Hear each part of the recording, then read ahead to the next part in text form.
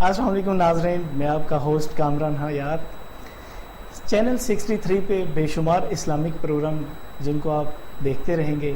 اس وقت جو ہمارا پروگرام ہے وہ ہے اسلام اور خیر خواہی، جس کے اوپر ہم جو بات کریں گے وہ تمام تر معاشرتی بات کریں گے، اسلامک بات کریں گے، ختم نبوت پہ بات کریں گے۔ ہمارے اسٹیکر کے اوپر جو اس وقت آپ کو نظر آ رہا ہے وہ سوشل میڈیا پیجز آ رہے ہیں، فون نمبر بھی آ رہے ہیں جن کے اوپر آپ ہم سے بات کر سکتے ہیں، سوالات کر سکتے ہیں۔ آج کے جو ہمارے مہمان شخصیت ہیں وہ کسی تعارف کے محتاج نہیں، ختم نبوت کے اوپر انہوں نے بے شمار کام کیا اور یہ 63 چینل کے سربراہ بھی ہیں۔ میں آپ کا جو ہے ممنون ہوں کہ انہوں نے 63 چینل کا یہ جو نشریات جاری کر کے پوری دنیا میں ایک آگاہی کی جو مہم جاری کی ہے، میں ان کو مبارکباد بھی پیش کرتا ہوں۔ السلام علیکم۔ وعلیکم السلام ورحمۃ اللہ۔ کر صاحب، یہ جو ہمارا 63 چینل ہے اس کے اوپر میں آپ کو مبارکباد پیش کرتا ہوں کہ یہ ایک خیر خواہی کی ایک آپ نے مہم کا آغاز کیا۔ اللہ پاک اس میں مزید برکت بھی دے۔ آمین۔ تو میرا جو پہلا سوال ہے وہ یہ ہے کہ قادیانی پوری دنیا میں اپنا جو بول بالا کر رہے ہیں، اپنے حقوق کی بات کر کے پاکستان کو بدنام کر رہے ہیں، اس کے اوپر آپ کیا کہنا پسند کریں گے؟ کیوں ہم تو خیر خواہی اور بھلائی والے لوگ ہیں تو ہم تو خیر خواہی کی بات کریں گے نا۔ ہم یہ چاہتے ہیں کہ ایسی بات ہو جو خیر قادیانیوں کے لیے بھی خیر خواہی ہو اور ملک کے لیے بھی خیر خواہی ہو، اسلام کے لیے بھی خیر خواہی ہو۔ بات وہی ہے تو کہ قادیانیوں کے لیے جو خیر خواہی ہے وہ یہ ہے کہ اگر یورپی یونین یا ٹرمپ ان کو مسلمان قرار دے دے تو کیا وہ مسلمان ہو جائیں گے؟ بالکل مسلمان تھوڑی ہو جائیں گے بھائی۔ ہم ان کی خیر خواہی کی بات کر رہے ہیں کہ تم واپس رسول اللہ صلی اللہ علیہ وسلم کے دامن میں آ جاؤ، نئی نبوت، نئی رسالت، نئی وحی کو چھوڑو، بس اسی پرانی وحی پر جو حضور صلی اللہ علیہ وسلم پر اتری اسی پر آ جاؤ اور اللہ کے نبی صلی اللہ علیہ وسلم سے ہی وابستہ رہو، کسی اور کے ساتھ تمہیں جڑنے کی ضرورت نہیں ہے۔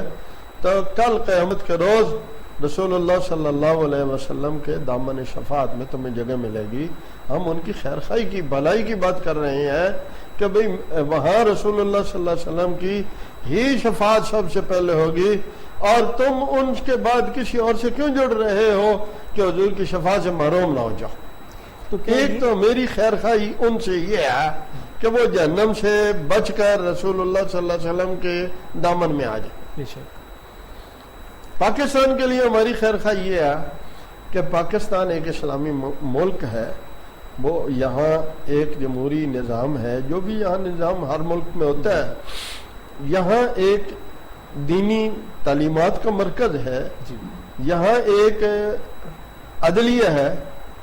تو جب دینی لوگوں نے بھی انہیں یہ کہہ دیا کہ ان عقائد کے ساتھ جس پر آپ قائم ہیں آپ اسلام میں داخل نہیں ہیں، عدلیہ بھی ان کو یہی کہہ رہی ہے کہ جن عقائد پر آپ ہیں ان عقائد پر رہتے ہوئے آپ اسلام کیسا نہیں ہیں۔ پارلیمنٹ بھی ان میں یہی سمجھا رہی ہے۔ تو پاکستان کا قانون، پاکستان کی عدلیہ، پاکستان کی پارلیمنٹ، پاکستان کا مذہبی حلقہ ان کو جو حقوق ایک اقلیت کو حاصل ہیں وہ دینا چاہتے ہیں، وہ اقلیت تو بن کے دکھائیں، وہ اقلیت تو اپنے آپ کو تسلیم کریں کہ ہم پاکستان کے قانون کو تسلیم کرتے ہیں، ہم ملک کے قانون جو پارلیمنٹ نے فیصلہ کیا اس کو تسلیم کرتے ہیں، سپریم کے فیصلے کو، سپریم کورٹ کے فیصلے کو ہم تسلیم کرتے ہیں۔ تو جب وہ اس کو تسلیم کر لیں گے تو ہم انہیں کہتے ہیں کہ وہی حقوق جو دوسرے اقلیتوں کو حاصل ہیں وہ ان کو بھی حاصل ہونے چاہیے۔ بالکل ٹھیک ہے۔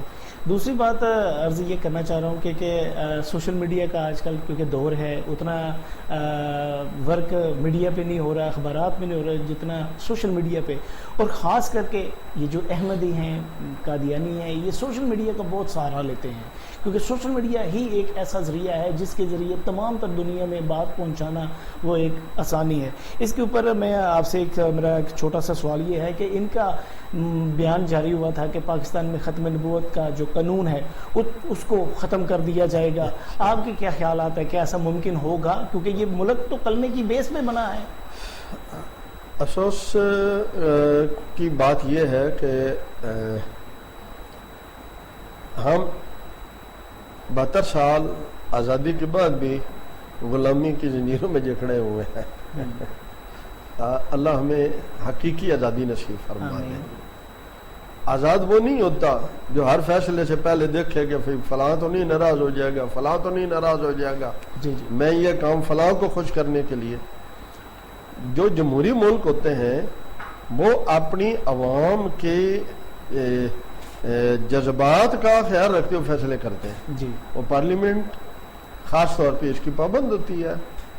لیکن ہمارے یہاں بدقسمتی سے اس بات کا خیال اب کم رکھا جاتا ہے، اور اس کا خیال رکھا جاتا ہے امریکہ ناراض نہ ہو جائے، یورپی یونین ناراض نہ ہو جائے، اور اس کا بھی خیال نہیں رکھا جاتا کہ کہیں اللہ اور اس کے رسول صلی اللہ علیہ وسلم کا ناراض نہیں ہو جائے گے. تو میں یہ عرض کرنا چاہ رہا ہوں کہ ابھی حال ہی میں ایک کلپ چلا جس میں ان کے موجودہ، جس کو 5واں خلیفہ کہتے ہیں، مرزا مسرور، ہم خیر اس کی ذاتیات کے متعلق نہیں جاتے، اس سے سوال کیا گیا کہ آپ کیا سمجھتے ہیں کہ ہمارا مرکز واپس جو ہے وہ پاکستان چلا جائے گا؟ تو اس نے کہا مرکز جائے نہ جائے قانون ختم ہو جائے گا. بھئی اس کا مطلب ہے وہ پاکستان کے قانون کو مستقل بیٹھ کے چیلنج کر رہا ہے، اور وہ بیرونی قوتوں کو یہ کرا رہا ہے کہ پاکستان کا قانون غلط ہے. جو پاکستان کی پارلیمنٹ نے پاس کیا ہے، جو پاکستان کی سپریم کورٹ نے قانون پاس کیا ہے، وہ قانون غلط ہے، لہذا اس کو تم ختم کرواؤ. تو یہ اپنے ملک میں کسی اور کو، کسی اور حکومت کو، کسی طاقت والے کو مداخلت کا کہنا، یہ بغاوت کے زمرے میں آتا ہے. بے شک. ہم اگر ہمارے حکمرانوں کو اگر اس کی جرأت ہو تو ان کو چاہیے کہ وہ اس کا نوٹس لیں اور اس کے خلاف باقاعدہ اس کے خلاف بغاوت کا مقدمہ درج کریں کہ اس کو کیا ضرورت ہوئی ہے کہ وہ کہہ رہا ہے کہ ختم ہو جائے گا. اس کا مطلب ہے اس نے بیرونی قوتوں کو پاکستان کی حکومت، پاکستان کی عدلیہ، پاکستان کی پارلیمنٹ اور پاکستان کے اسلامی تشخص کے خلاف ان کو اکسا رکھا ہے کہ وہ یہ فیصلہ پاکستان سے کروائیں گے. ایک بات چھوٹی سی عرض ہے، ہم لوگ بڑے گناہگار ہیں، مسلمان، ہم میں بڑے عیب ہوں گے، لیکن ہم اپنے آقا علیہ الصلوۃ والسلام کی ذات کے حوالے سے اس قوم نے کبھی کمپرومائز نہیں کیا. ٹرمپ ہو، یورپی یونین ہو، ساری دنیا کی طاقتیں بے شک اکٹھی ہو جائیں، وہ قانون ناموس رسالت، قانون تحفظ ختم نبوت کو ختم نہیں کروا سکتی. انشاءاللہ العزیز یہ بڑی قربانیوں کے بعد ہوا ہے اور یہ قائم رہے گا. پہلے بھی بڑے لوگ آئے ہیں، ان کو اس بات کا اندازہ ہے کہ اگر ہم اس قانون کو ختم کریں گے تو پھر یہ مسلمان کیا کریں گے. یہ ان کو اندازہ ہے کہ مسلمان کیا کریں گے. موجودہ حکومت کے سربراہ ہمارے جو وزیر اعظم ہے وہ مدینے کی بات کرتے ہیں، مدینہ ریاست کرنا کے نعرہ لگاتے ہیں. آپ ان کو کوئی پیغام دینا چاہتے ہیں اپنے چینل کے توسط سے؟ ہم تو انہیں یہی پیغام دیں گے، اگر تم ریاست مدینہ کا نام لیتے ہو تو پھر مدینے والی سرکار آپ صلی اللہ علیہ وآلہ وسلم کا مسلمانوں کے ساتھ کیا سلوک تھا، منافقوں کے ساتھ کیا سلوک تھا، غیر مسلموں کے ساتھ کیا سلوک تھا، باطل قوتوں کے ساتھ کیا سلوک تھا، وہ سیرت مصطفیٰ صلی اللہ علیہ وسلم کو پڑھیں، اس کو اپنا آئیڈیل بنائیں، اس پر عمل کریں. انشاءاللہ وہی عزت جو مسلمانوں کو 1000 سال سے زیادہ عرصہ حاصل رہی ہے، انشاءاللہ العزیز پھر سے وہی عزت حاصل ہو جائے گی. لیکن نام ریاست مدینہ کا لے کر اپنی خواہش پر چلنا، جو جی میں آئے وہ کہنا، میری سمجھ میں تو یوں ہے، میں تو یوں سمجھتا ہوں، میرے خیال میں یوں ہے، جس نے اپنا خیال چلانا ہے وہ ریاست مدینہ کو کیسے فالو کر سکیں گے یا بنا سکیں گے. میں تو ان سے یہی کہوں گا، اگر آپ نے ریاست مدینہ کا نام لیا ہی ہے تو اس پر جم جائے، ڈٹ جائے، پوری قوم آپ کے ساتھ ہے.